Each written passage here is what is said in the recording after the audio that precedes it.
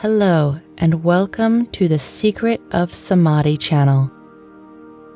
There's undoubtedly been a time in your life when you've looked at yourself and thought something needed to change. Maybe you even felt like the life you were living was pointless. By the end of this video, you will know the secret to achieving true wealth and leaving all forms behind. On one journey, Gautama Buddha and his disciples stopped to rest in a village. Once the locals found out he had arrived, they swarmed him with requests for help and solutions to their issues. But one man came forward and said, "We work hard in our village and feel very lucky for what we have. We pray to God every day for His continued blessings. One individual here stands out as not working, although he is healthy. He spends his days cursing God for his poverty, and unfortunately was born into this life. He is uncooperative with anyone who attempts to help him. We wish we could do more, but he won't leave his home, and we don't know how else to reach out. I'm worried he'll be uncooperative if we bring him in front of you. So can we avoid that? I don't want there to be any hostility." The master, who was smiling, said confidently and calmly, "Bring him here. Stop worrying and tell him that I can help solve his problem." One of the disciples went to call the man to his hut, but he refused. He said, "Your monks are all hypocrites. You think you are wise men. I will not go to anyone." "This time you are wrong," the monk told him. "Follow me and see for yourself." The man, while convinced that he would not change his position, came before Buddha. Buddha asked him what was wrong and why he cursed the Almighty. The man replied, "Can't you see the problem for yourself? The Lord has given me this body, but He hasn't made me rich. I am poor, and I do not know what to do with my body.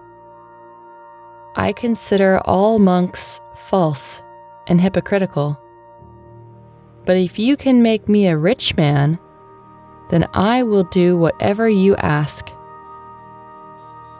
Buddha said that he would not ask his friend to believe or deny the existence of God. A man's wealth, happiness, and success are all determined by his karma. Even if you don't work hard, your problem can be solved. Unfortunately, I won't be able to help you or anyone else in this village. The only one who can give you what you seek is the king. Upon hearing these words, the man became infuriated and yelled, "I don't want to hear you lecture me. You are no different than anyone else. A hypocritical hypocrite. I came here with the hope of getting money. If you can manage to get it for me, that would be great. Otherwise, don't bother."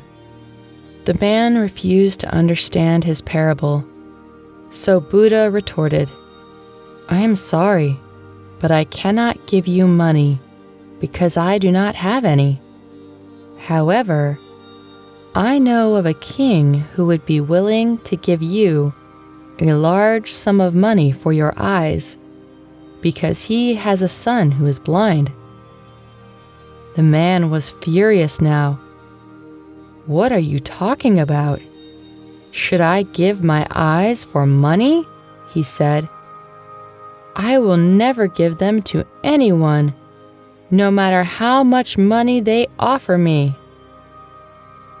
Buddha, perplexed, responded with, "You will get paid for how much you weigh, and solve your money issue that way. If not, you could always donate just one kidney and receive a large donation." It was then that the light bulb in Buddha's mind went off. The man replied, "Yes, it is true. I need money. However, if I sell my eyes and become blind, what will I do with the sum of cash?" "The only way to get more money is to give the king your eyes," Buddha replied. "No more. I wouldn't sell my eyes for any amount of money in the world. I don't need the money. All I want is to keep my vision. That's all that matters to me." The master, overhearing this thought, decided to intervene. "Moments ago," he began gently, "you cursed God for giving you a useless body. But now look at what you're saying. First you said your eyes are worthless, and now?" The man trails off, realization washing over him slowly. "Now you say they are precious. Though they are small, if you cherish your toes, imagine the riches of having a sound body and being alive." The man's tear-stained face contorted in gratitude as he told the master how thankful he was. Buddha lifted the man up and said, "If nature made us humans and not animals, she has given us a gift. We should be grateful for the good fortune we have, instead of cursing ourselves. The human body is the best of all living things." All too often we get caught up in the negative and start to feel like our life isn't our own. We forget how lucky we are simply to be alive. A man is defined as someone who can make decisions unshackled by the opinions of others and has the autonomy to do what they want. Life is a gift, and every day should be lived to the fullest. The human body is a miraculous gift. Contemplate the things you have instead of what you don't, to prevent yourself from always feeling inadequate.